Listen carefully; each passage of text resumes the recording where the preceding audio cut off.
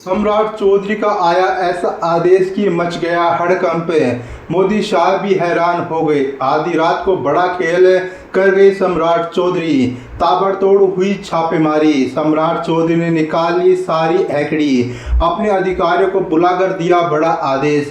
जानिए क्या हुआ, कुछ हुआ बिहार के अंदर है। नमस्ते, आपके साथ मैं हूँ विजय। तो दोस्तों, सम्राट चौधरी फुल फॉर्म में नजर आ रहे हैं। मुख्यमंत्री की कुर्सी पर बैठने के बाद उन्होंने जो फैसले लिए वह पूरे बिहार को पसंद आ रहे हैं। बिहार के लोग तो यही कह रहे हैं कि हमें तो यही चाहिए था। इस बार सम्राट चौधरी ने क्या बड़ा फैसला लिया है, क्यों बिहार के लोग खुश हो रहे हैं, सम्राट चौधरी का क्या आदेश है जिसने हड़कंप मचा दिया, सब कुछ आपको बताने वाले हैं आज के इस वीडियो में, आज के इस रिपोर्ट में। तो अंत तक बने रहिए मेरे साथ। दोस्तों, बिहार की राजनीति में इस वक्त जो माहौल बना हुआ है काफ़ी समय बाद देखने को मिल रहा है। मुख्यमंत्री सम्राट चौधरी ने एक के बाद एक फैसलों ने सिस्टम के अंदर तक चोट मारी है। जिस तरह से आधी रात को एक्शन शुरू हुआ, उसने साफ कर दिया कि अब सिर्फ बातें नहीं, कार्रवाई का दौर शुरू हो चुका है। कहानी की शुरुआत होती है उस आदेश से जो देर रात अधिकारियों को दिया गया। अचानक मीटिंग बुलाई गई, सख्त निर्देश जारी हुए और फिर जो हुआ उसने पूरे बिहार को ही जगा दिया।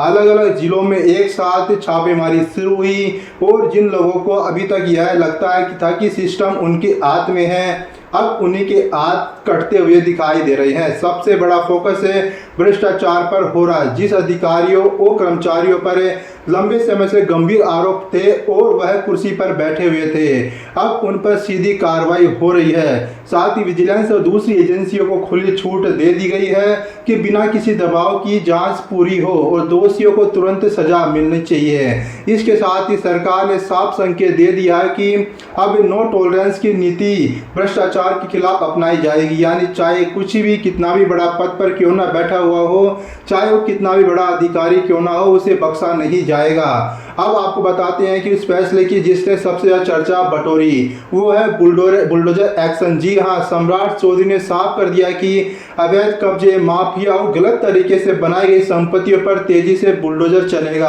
अवैध निर्माणों को गिराया जाएगा और जो लोग कानून को माहौल बनाते हैं, उनको चुनौती देते हैं, उन्हें भी पटरी पर लाने की कोशिश की जाएगी। कई लोग खुलकर कह रहे हैं कि यही तो उन्हें चाहिए था, यही वो शक्ति है जिसकी जरूरत लंबे समय से बिहार महसूस कर रहा था। लेकिन सिर्फ माफिया और अवैध कब्जों तक यह मामला सीमित नहीं है। सम्राट चौधरी ने अपने अधिकारियों को साफ निर्देश दिए हैं कि अगर कोई सरकारी कर्मचारी या अधिकारी अपनी जिम्मेदारी ठीक से निभाता नहीं दिखता तो उस पर भी कार्रवाई की जानी चाहिए। यानी अब सिर्फ बाहर के लोगों पर ये नहीं बल्कि सिस्टम में बैठे लोगों को भी सिस्टम सिखाया जा रहा है। कई जगहों पर लापरवाही और भ्रष्टाचार के आरोप में अधिकारियों के खिलाफ कार्रवाई की खबरें सामने आ रही है। सबसे दिलचस्प बात तो यह है कि इस बार दायरा और भी बड़ा कर दिया गया है। सूत्रों की माने तो कुछ नेताओं और मंत्रियों की भी गतिविधियों पर नजर रखने के लिए कहा गया है। यही वजह है कि सम्राट चौधरी के आते ही राजनीतिक गलियारों में भी तूफान मच गया है।